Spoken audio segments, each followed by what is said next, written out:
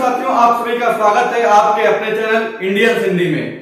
इस वीडियो में हम लोग एक महान कवि, एक महान लेखक जो कि हिंदी के पहले महाकवि माने जाते हैं, जिनको आचार्य रामचंद्र शुक्ल ने हिंदी के पहले महाकवि माना है, जिनकी रचना पृथ्वीराज रासो है, उनके विषय में जो कि है चंद्रवरदाई जी। चंद्रवरदाई जी के विषय में हम लोग बात करने वाले हैं इस वीडियो में। तो चंद्रवरदाई जी का जन्म कब होता है? संवत 1205 ईस्वी में इनका जन्म होता है। संवत से ईस्वी में परिवर्तन के लिए क्या करते हैं? 57 वर्ष घटा देते हैं किसमें? संवत में। तो क्या ईस्वी निकल आता है? तो संवत 1205 में 57 वर्ष घटाएंगे तो क्या? 68। तो कब? 1168 ईस्वी में चंद्रवरदाई का जन्म माना जाता है। या पृथ्वीराज चौहान के समकालीन दरबारी कवि पृथ्वीराज चौहान के अच्छे मित्र माने जाते थे। तो और चंद्रवरदाई जी की मृत्यु संवत 1249 यानी कि ईस्वी में 1192 ईस्वी में मानी जाती है। ठीक, तो चंद्रवरदाई जी का जन्म कब हुआ? 1168 ईस्वी में। कब? 1168 ईस्वी में चंद्रवरदाई जी का जन्म होता है। इनका जन्म लाहौर में होता है, जो कि वर्तमान पाकिस्तान में स्थित है। पृथ्वीराज चौहान हिंदू महाराजाओं में अंतिम राजा माने जाते हैं, जिनको शहाबुद्दीन ने बंदी बनाया था। फिर इनकी रचना, एकमात्र रचना कौन सी है? पृथ्वीराज रासो। अभी इनके जीवन परिचय के बाद इसी वीडियो में हम लोग पृथ्वीराज रासो के बारे में बृहद चीजें जानेंगे। कितने अध्याय हैं, कौन उनको प्रमाणिक मानता है, कौन कैसे मानता है, उसके विषय भी मैं आपको बताऊंगा। तो इनकी एकमात्र रचना कौन सी है? पृथ्वीराज रासो। और यह हिंदी की प्रथम रचना मानी जाती है। महाकवि चंद्रवरदाई हिंदी के प्रथम महाकवि मानते हैं आचार्य रामचंद्र शुक्ल को, लेकिन आचार्य रामचंद्र शुक्ल इनको प्रमाणिक कवि नहीं मानते, परंतु इनकी रचना को प्रथम हिंदी की रचना जरूर मानते हैं। प्रमाणिक क्यों नहीं मानते, प्रमाणिक क्यों मानते हैं, अभी आगे आपको मैं सारी बातें बताऊंगा इसी वीडियो में। तो चलिए चंद्रवरदाई के विषय में कुछ मुख्य बिंदुओं को जान लेते हैं। परीक्षा में यदि आपको लिखने को आता है, यदि आप रिटन एग्जाम दे रहे हैं तो उसमें या पॉइंट वाइज आप लिख देंगे। यदि आपको किसी ऑप्शनल एग्जाम में पूछता है तो उसके विषय में भी मैं आपको बताता हूं कि कैसे प्रश्न बनते हैं। तो सबसे पहले चंद्र जी का जन्म 1168 ईस्वी में लाहौर में हुआ। या पृथ्वीराज चौहान के मित्र थे तथा दरबारी कवि थे उनके। फिर चंद्र जाति के राजा भाट थे। भाट या राजजातियां क्या करती थी? ये राजाओं के दरबारी हुआ करते थे, कवि हो गए या लेखक हो गए, या राजाओं के शरण में ही रहते थे। राजा भाट जाति के जो लोग होते थे। फिर पृथ्वीराज चौहान के खास मित्र तथा उनके दरबारी कवि थे। ठीक, पृथ्वीराज चौहान और चंद्र दोनों का जन्म, देखिए यह एक बहुत ही हर किताब में लगभग मिल जाता है ये बात। पृथ्वीराज चौहान और चंद्रवरदाई का जन्म एक ही दिन हुआ और मृत्यु भी एक ही दिन विद्वान मानते हैं। ठीक, तो इनका जन्म और मृत्यु एक ही दिन माना जाता है। महाकवि चंद्र या चंद्रवरदाई, जहां चंद्र लिखा हुआ चंद्रवरदाई, ठीक, और जहां पृथ्वी लिखा हुआ पृथ्वीराज चौहान मानेंगे। यह षड्भाषा, व्याकरण, काव्य, साहित्य, छंद शास्त्र, ज्योतिष, पुराण आदि के महान ज्ञाता थे। इनको इन सारी चीजों में काफी ज्ञान था या पारंगत थे इन सब सारी चीजों में। शुक्ल जी ने हिंदी साहित्य का शुक्ल जी ने अपनी पुस्तक हिंदी साहित्य का इतिहास में चंद्रवरदाई को हिंदी का प्रथम लेखक माना है, जो कि जिनकी रचना कौन सी? पृथ्वीराज रासो है, उसको हिंदी की प्रथम रचना मानी है। फिर चंद्रवरदाई का रचना संसार पृथ्वीराज रासो तक सीमित रहा। अभी आपको बताया कि इनकी एक ही रचना है, परंतु पृथ्वीराज रासो विद्वानों के बीच में अत्यंत चर्चा का विषय रहा है, साहित्य में हमेशा चर्चा का विषय रहा है। आज भी इस पे रिसर्चें चल रही हैं। 4 प्रतियां इसकी हैं जो अलग अलग स्थानों पे रखी गई है, उसको भी अभी आपको मैं बताऊंगा। फिर चंद्रवरदाई को हिंदी का पहला कवि तथा इनकी पृथ्वीराज रासो को हिंदी की प्रथम रचना माना जाता है। ठीक, इनके विषय चंद्रवरदाई को आचार्य द्विवेदी जी कहते हैं चंद्रवरदाई छंदों के राजा कहकर। आचार्य द्विवेदी ने चंद्रवरदाई को छंदों का राजा कहा है। क्या? आचार्य द्विवेदी ने चंद्रवरदाई को छंदों का राजा कहा है। शिव सिंह सेंगर ने चंद्रवरदाई को छप्पयों का राजा कहा है। क्या कहा है? शिव सिंह सेंगर ने चंद्रवरदाई को छप्पयों का राजा कहा है। आचार्य द्विवेदी ने क्या कहा है? आचार्य द्विवेदी ने चंद्रवरदाई को छंदों का राजा कहा है या छंदों के राजा कहा है। तो सबसे 3 महत्वपूर्ण चीजें, जन्म कब हुआ? 1168 ईस्वी या तो 1205 संवत में। जन्म स्थान कहाँ? लाहौर में। इनकी रचना कौन सी है? तो पृथ्वीराज रासो है। या किसके दरबारी कवि थे? तो पृथ्वीराज चौहान के दरबारी कवि थे। अब हम लोग किसकी बात करेंगे? तो हम लोग अब करेंगे पृथ्वीराज रासो की, जो कि इनकी रचना है, उसके विषय में हम लोग अब बृहद चर्चा करेंगे। आप लोग यदि स्क्रीनशॉट लेना चाहते हैं, कितने का स्क्रीनशॉट ले लीजिए, जिससे आपको चंद्रवरदाई की इतनी बातें यदि आप याद कर लेते हैं तो परीक्षा में अगर आप इतना पॉइंट वाइज लिख के चले आते हैं तो आपका नंबर कोई नहीं काट सकता है। ठीक, चलिए अब हम लोग पृथ्वीराज रासो की बात करेंगे। अब हम लोग पृथ्वीराज रासो के विषय में बृहद जानकारी एकत्र करते हैं। चलिए, पृथ्वीराज रासो क्या है? चंद्रवरदाई की जो रचना है, क्या अकेली रचना है? पृथ्वीराज रासो। तो रासो में पृथ्वीराज के क्या पृथ्वीराज चौहान के पृथ्वीराज रासो में पृथ्वीराज चौहान के युद्धों तथा प्रेम प्रसंगों का वर्णन मिलता है।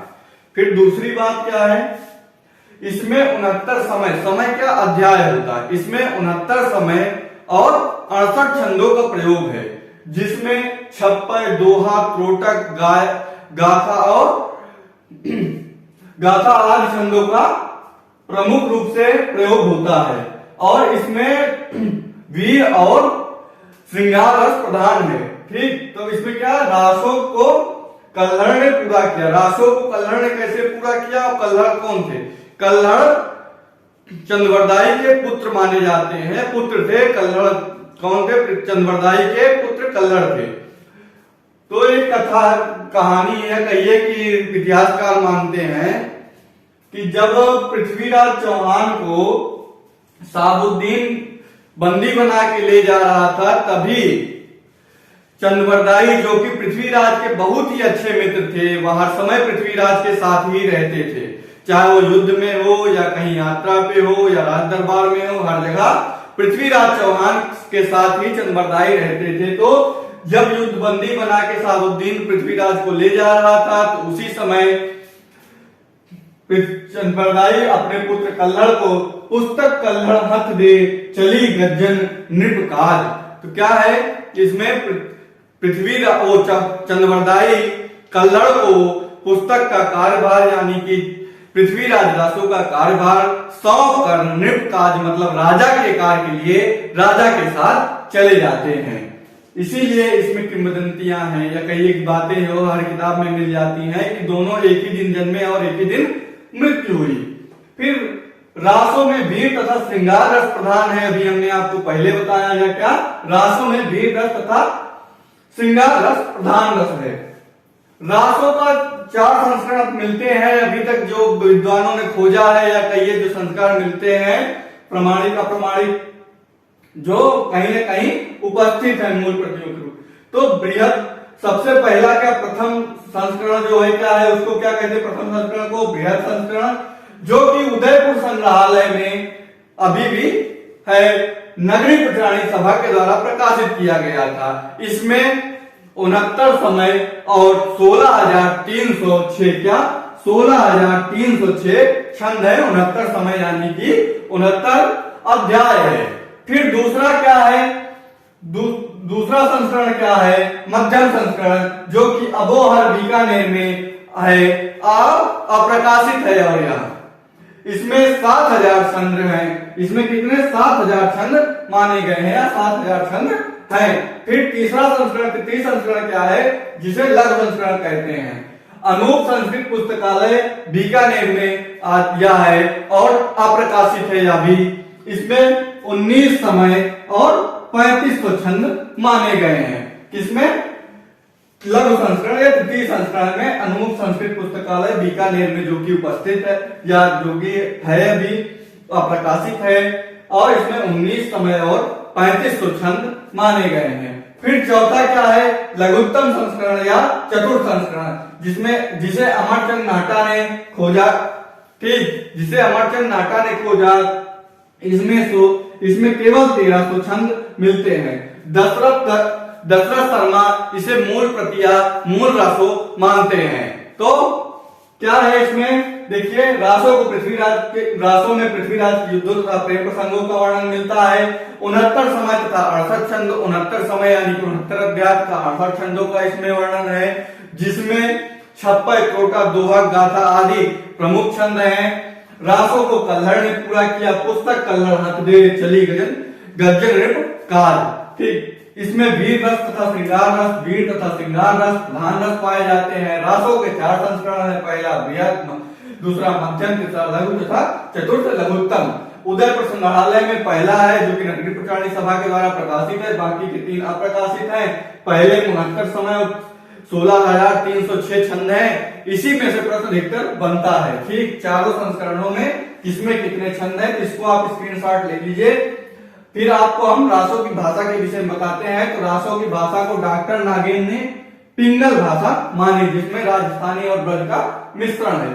बच्चन सिंह ने डिंगल भाषा मानी और रामचंद्र शुक्ल जी ने क्या कहा, भाषा बेठिकाने की, जिसमें किसी भाषा का ठिकान नहीं है, या कहिए मिश्रित भाषा है। ठीक, रामचंद्र शुक्ल जी ने इसे मिश्रित भाषा मानी है। अब आगे हम लोग बात करेंगे किसके विषय में, अब रासों के विषय में और जो बातें बाकी हैं, इसे कौन प्रमाणिक मानता है, कौन अप्रमाणिक मानता है, इससे भी प्रश्न बनता है। तो अब राज रासों को प्रमाणिक माना है, अल्पप्रमाणिक माना है, अप्रमाणिक माना है, या मुक्तक रूप में माना है। तो सबसे पहले हम लोग बात करते हैं प्रमाणिक की। तो प्रमाणिक में सबसे पहले कौन प्रमाणिक मानता है, गारसा दत्तासी प्रमाणिक मानते हैं।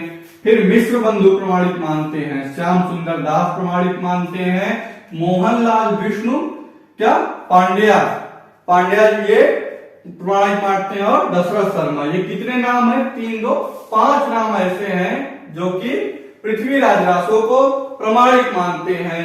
ठीक, अब अप्रमाणिक में सबसे पहले डॉक्टर वूलर, इन्होंने ही इसकी क्या, सबसे पहले डॉक्टर वूलर ने ही पृथ्वीराज रासों का संपादन शुरू करवाया, लेकिन बाद में इनको प्रमाणिक ना होने के कारण संपादन रुकवा दिया इन्होंने। ठीक, तो डॉक्टर वूलर हो गए। फिर आचार्य रामचंद्र शुक्ल हो गए, प्रमाणिक नहीं मानते, परंतु यह हिंदी की प्रथम रचना, या पृथ्वीराज रासों को हिंदी की प्रथम रचना, और चंद्रबरदाई को प्रथम हिंदी का महाकवि मानते हैं। फिर गौरी शंकर है, फिर हरिश्चंद्र ओझा है, फिर मुंशी देवी प्रसाद हैं, श्यामल दास हैं, मुरारी दास हैं, माता प्रसाद गुप्त हैं। ये है 8 नाम ऐसे हैं जो अप्रमाणिक मानते हैं। इनको आपको जरूर याद रखना है, प्रमाणिक और अप्रमाणिक, या 1 नंबर के प्रश्नों में अधिकांश पूछ लिया जाता है। ठीक, फिर अर्धप्रमाणिक आचार्य हजारी प्रसाद द्विवेदी मानते हैं, और मुनिजिन विजय मानते हैं, और सुनीति कुमार चटर्जी। यह 3 ऐसे विद्वान हैं जो इसे अर्धप्रमाणिक मानते हैं, ना तो प्रमाणिक पूर्ण मानते हैं, ना अप्रमाणिक पूर्ण मानते हैं। क्योंकि कुछ विद्वानों का मानना है कि उस समय चंद्रबरदाई के समय, या कहिए पृथ्वीराज चौहान के समय, कोई दूसरा संवत चल रहा होगा, इसलिए हमारे ऐतिहासिक घटनाओं से पृथ्वीराज चौहान की और चंद्रबरदाई की मेलजोल, समय का मेलजोल नहीं खाता है। इसीलिए अधिकतर विद्वान अप्रमाणिक मानते हैं, ऐतिहासिक नहीं मानते हैं। परंतु यह काव्य और साहित्य की दृष्टि से अत्यंत उम्दा किस्म का, या कहिए अत्यंत अच्छा ग्रंथ है, जिसे साहित्यिक ग्रंथ की अच्छे से अच्छा साहित्यिक ग्रंथ माना जा सकता है। कुछ मुक्तक रूप मानते हैं, तो कौन है, नरोत्तम दास स्वामी जी हैं, जो मुक्तक रूप किसको, पृथ्वीराज रासों को मुक्तक रूप मानते हैं।